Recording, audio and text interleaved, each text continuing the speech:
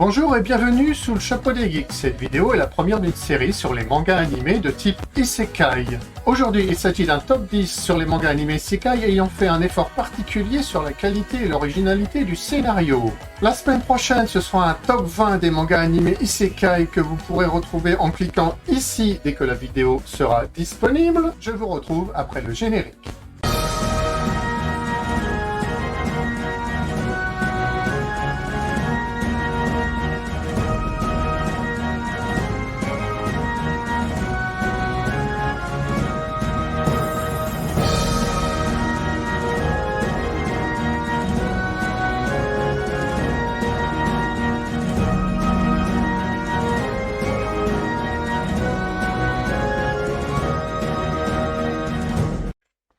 Ce classement tout à fait subjectif ne concerne que les mangas animés Isekai, c'est-à-dire ceux qui se passent dans un autre monde, qui ont fait un effort particulier au niveau du scénario.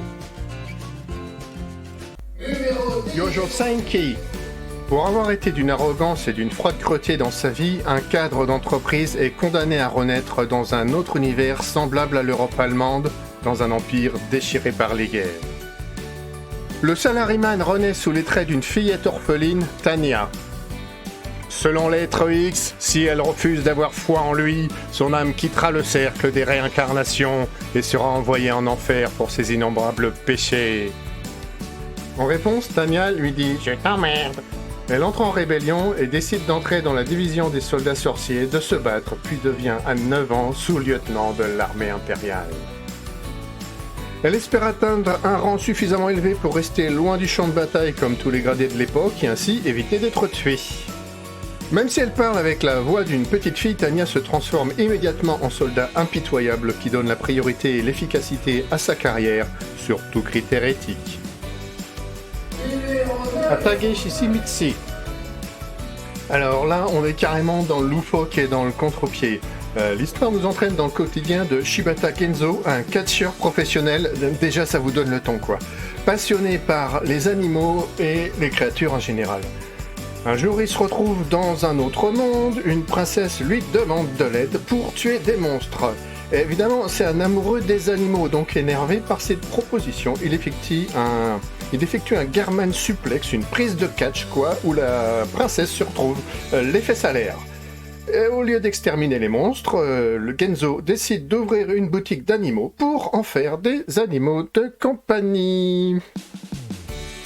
Autre exemple, quand on lui demande d'arrêter une invasion d'orques, qu'est-ce qu'il fait ? Il va directement voir le chef orc et le défie en duel à un match de catch. Je vous laisse imaginer la suite. Isekai Nitsukuro Drugstore. L'histoire nous entraîne dans le quotidien de Reggie, un employé exploité qui se retrouve transporté dans un autre monde. Jusque-là, rien d'innovateur. Par contre, une fois arrivé, il va utiliser ses compétences pour créer des meilleures potions que celles existant dans ce monde-là. Il va faire des cosmétiques, des choses comme ça. Grâce à cela, il va gagner beaucoup d'argent et il va ouvrir une pharmacie. Il va ensuite rencontrer de toutes sortes de patients, comme une elfe ayant des problèmes pour viser avec son arc, ou encore un dragon crachant du feu sans faire exprès. Nous allons donc suivre la nouvelle vie de Reggie en tant que pharmacien. Oui, il ne s'agit pas du tout d'un héros qui va tenter de sauver le monde, mais d'un mec qui tient sa boutique. Ce manga est regardable par tout public. Haito Genso no Grimgar. Alors là, on n'est pas du tout sur quelque chose de rigolo. L'histoire, c'est une douzaine d'adolescents qui se retrouvent dans un autre monde, ils sont amnésiques, ils se rappellent tout juste leur nom et ils cherchent du travail pour se nourrir. Là-dessus, ils sont conduits devant le capitaine de la garde qui leur répond « Vous avez besoin d'argent, pas de problème, l'armée vous tend les bras. Vous n'avez qu'à vous engager dans la milice des volontaires. » Donc on a une bande d'adolescents qui sont enrôlés comme mercenaires dans l'armée. À votre avis, ça va bien se passer ou pas ? Eh ben non, curieusement.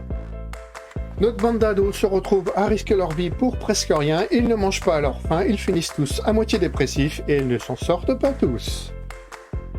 Vous l'aurez compris, ce manga n'est pas pour tout le monde. Dans la vraie vie, les combats, c'est pas toujours drôle, ça se passe pas toujours bien, il y a des gens qui meurent et quand ils meurent, ils reviennent pas à l'épisode d'après. Konoyucha ga oretoe ksu ni shinto ksigure. Alors là, on est dans le rigolo. C'est un monde où les dieux, pour monter en rang, reçoivent régulièrement des missions où il s'agit de défendre un monde qui est attaqué par les forces du mal. Ils ne choisissent ni où ni quand ils vont faire les missions en question et ils ne choisissent pas non plus la mission, évidemment. Et la déesse Rista se retrouve un jour à devoir faire une mission en mode difficile. Alors, comme elle balise un peu, elle va prendre son temps pour chercher un héros d'un niveau extrêmement élevé pour l'aider à affronter cette mission. Youpi! Elle en a, il est super balèze, il est bon dans toutes les compétences, il n'y a pas hésité, on l'invoque tout de suite. C'est quoi les petites lignes écrites en dessous? Bon, c'est pas grave, on l'invoque. Grave erreur, parce que le mec, il est complètement parano. Alors il va acheter une armure pour remplacer l'armure qu'il a au cas où elle casse, et puis il va acheter une troisième armure pour remplacer l'armure Vous voyez? Et dès qu'il croise le moindre petit slime, il va utiliser les sorts les plus puissants qu'il a pour l'exploser et exploser au passage toute la zone environnante. Mais sa paranoïa va leur sauver la mise plus d'une fois, parce que n'oublions pas que nous sommes dans une mission difficile à exécuter. Et même s'il voit tout le temps des dangers là où il n'y en a pas, là où il y a des dangers extrêmement difficiles à déceler, il va les détecter à chaque fois. Numéro 5.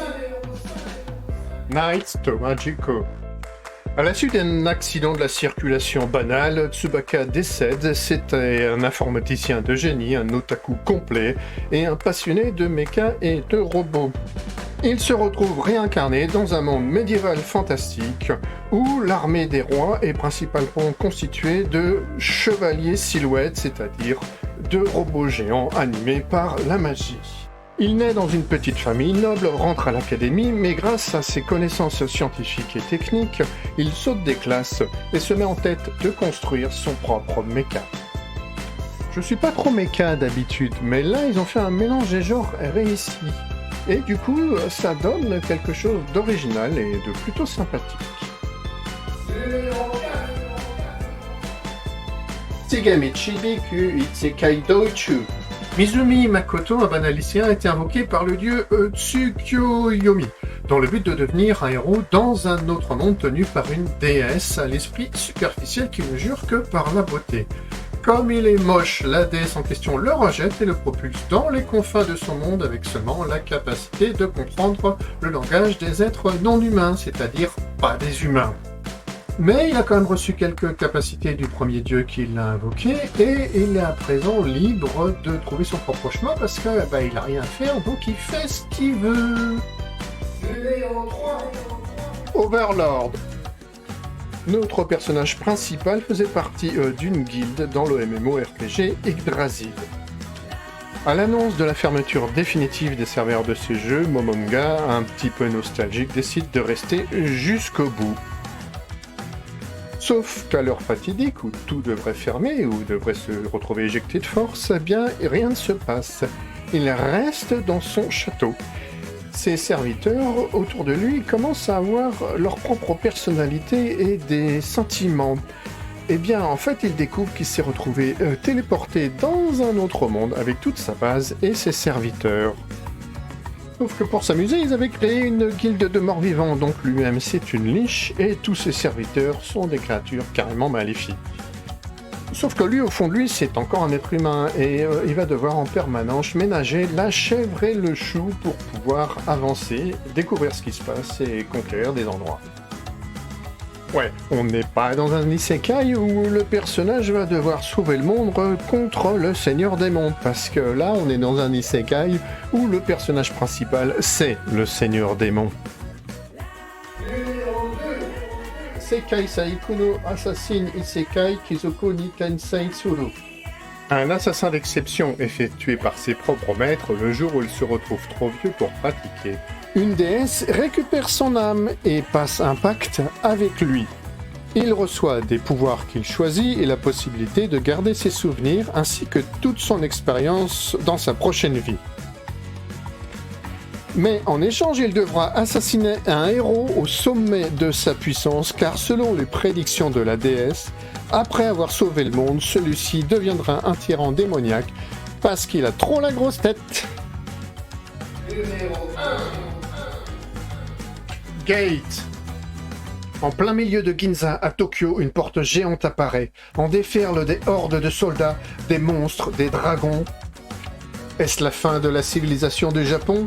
Eh ben non, pas du tout. Parce que, voyez-vous, ces bébêtes-là, eh ben, les bazookas et les mitrailleuses, ils en ont jamais vu. Et puis, ben, quand ils tombent dessus, ça leur fait tout bizarre quand même. Et ça va même plus loin, la contre-attaque s'organise.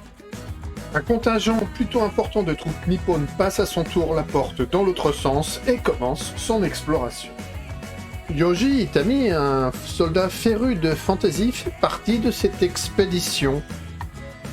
Évidemment, la première chose que recherche le gouvernement japonais, c'est des ressources et des moyens de faire du commerce. La grande originalité de cet isekai, c'est que c'est l'un des rares isekai, il y en a quelques autres, mais pas beaucoup, où la porte qui permet de passer d'un monde à l'autre, mais elle n'est pas fermée, on peut faire des allers-retours. Et du coup, ça fait un véritable choc de civilisation, et c'est ce sujet-là qui est traité dans cet isekai. Et voilà, cette vidéo est terminée. Si vous l'avez aimé, n'hésitez pas à lâcher un pouce bleu et pensez à vous abonner.